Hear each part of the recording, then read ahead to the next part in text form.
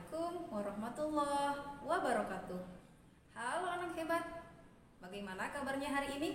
Semoga kita semua dalam keadaan sehat dan tetap semangat. Anak hebat, kembali lagi bersama Bu Nurul pada pembelajaran ilmu pengetahuan alam. Anak hebat, adakah yang masih ingat pada pertemuan sebelumnya kita membahas apa? Ya, benar sekali. Pada pertemuan sebelumnya kita membahas beberapa organ utama yang ada pada manusia. Ada yang masih ingat? Kita membahas organ apa? Benar sekali. Kita membahas organ otak dan jantung. Kalian masih ingat apa fungsi otak dan fungsi jantung? Tepat sekali. Fungsi otak adalah menerima dan mengirimkan pesan melalui saraf. Sedangkan fungsi jantung adalah memompa darah ke seluruh tubuh dan juga mengalirkan darah yang kaya oksigen ke seluruh tubuh kita. Nah, anak hebat, pada pertemuan kali ini kita akan membahas apa ya? Hari ini kita akan membahas organ paru-paru, lambung, dan usus. Ada yang tahu bagaimana bentuk dan fungsi ketiga organ tersebut? Penasaran kan? Simak dan saksikan video dari ibu ya.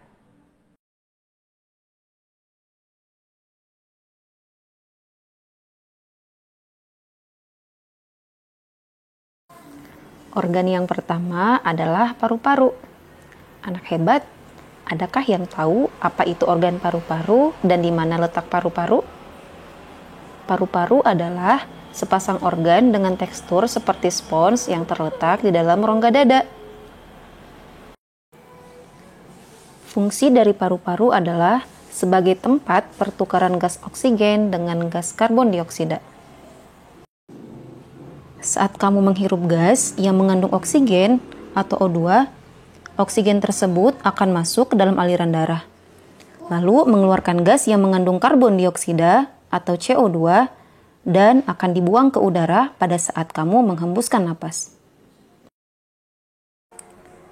Dalam proses pernapasan, kita memerlukan alat pernapasan yang bisa kita singkat dengan HITERU. Hi, hidung, T, tenggorokan, Ru, paru-paru. Hi, hidung.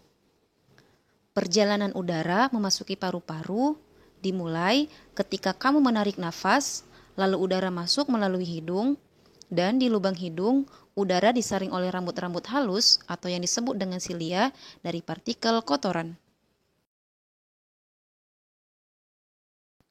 T, tenggorokan. Setelah melalui rongga hidung, udara akan melewati tenggorokan sebelum menuju paru-paru. Di tenggorokan, udara melewati 3 saluran, yaitu faring, laring, dan trakea. Ru, paru-paru. Setelah di tenggorokan, udara akan menuju paru-paru. Namun, sebelum diproses di paru-paru, udara akan melewati saluran yang bercabang 2. Kedua cabang tersebut dinamakan bronkus.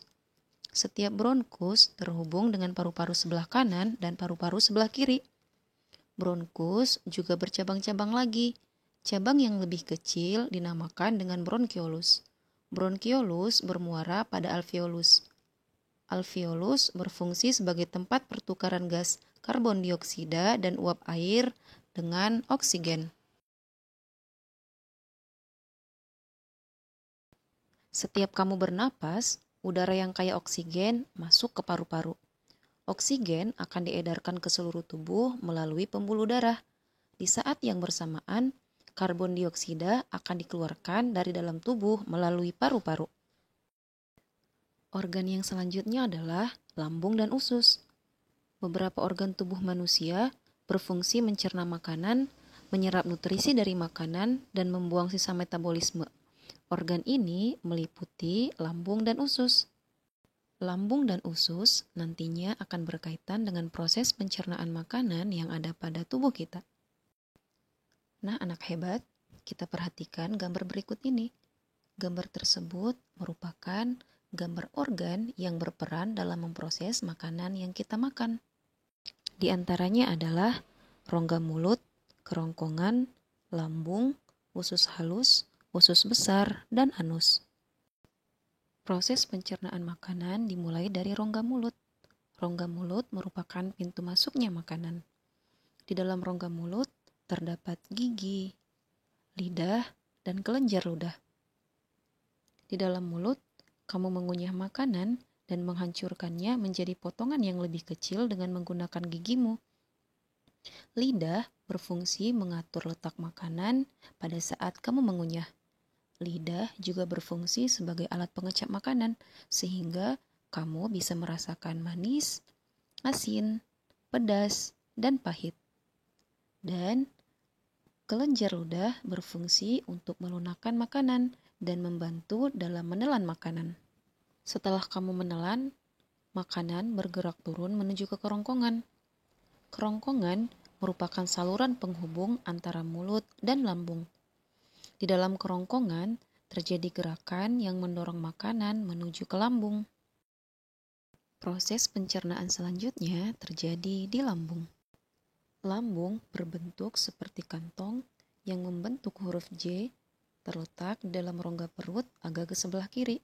Dinding lambung akan mengeluarkan getah lambung yang mengandung asam klorida atau asam lambung. Makanan yang sudah masuk ke dalam lambung nantinya akan berubah menjadi potongan-potongan yang lebih kecil dan bercampur dengan asam klorida yang ada di dalam lambung.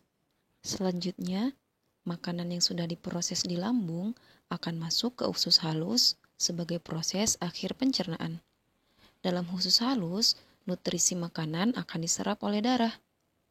Usus halus merupakan saluran pencernaan terpanjang, yaitu sekitar 3-5 meter. Sisa makanan yang tidak dicerna akan masuk ke usus besar. Di dalam usus besar, makanan yang tidak dicerna atau ampas akan mengalami pembusukan. Selanjutnya, muara dari saluran pencernaan adalah anus. Sisa pencernaan makanan akan dikeluarkan melalui anus. Alhamdulillahirrabbilalamin. Pembelajaran kita hari ini sudah selesai. Bagaimana anak hebat? Apakah kalian sudah paham fungsi otak, lambung, dan usus yang ada pada tubuh kita? Tentu sudah paham kan? Nah, anak hebat, pada pertemuan selanjutnya kita akan melakukan sebuah praktik. Praktik apa ya? Penasaran kan? Nantikan video ibu berikutnya ya. Jazakumullah khairan katsiran sudah menyimak dan menonton video dari ibu. Sampai bertemu pada pembelajaran berikutnya. Wassalamualaikum warahmatullahi